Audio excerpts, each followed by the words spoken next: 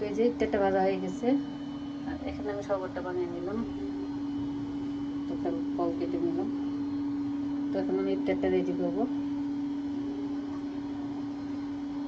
তো ইফতারের পরে আমি রান্নায় চলে আসবো।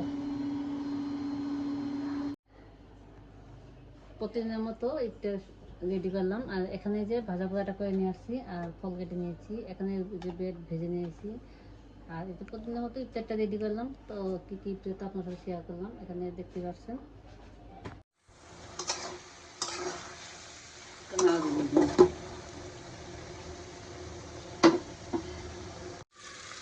তো এটা আমার লোতে রান্নাটা হয়ে গেছে, দেখতে পাচ্ছেন কালারটাও অনেক সুন্দর হয়েছে, আর একদম সবুজ সবুজ।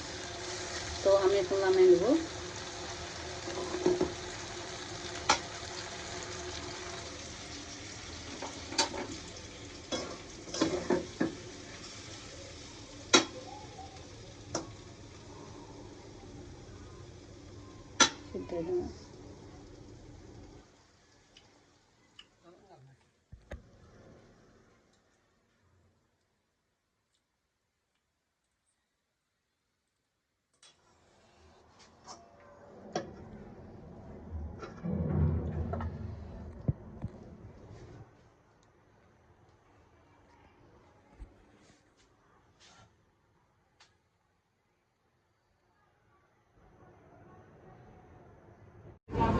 যা সন্ধ্যা করে মার্কেটে চলে আসলাম। আর এটা কিন্তু মিরপুর 2 নম্বর শপিং সেন্টার।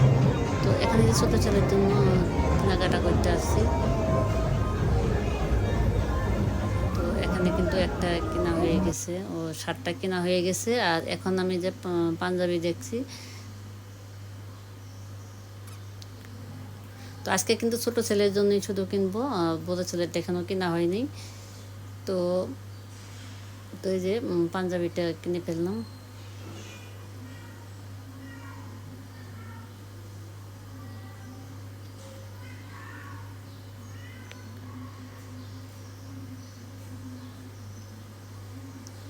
তো পাঞ্জাবি কিনে আমরা কিন্তু অলরেডি আমরা যাওয়ার সময় যে একটা রেস্টুরেন্টে ঢুকছি। তো এখানে রান্ধুরি গ্রিল গরুর মাংস। তো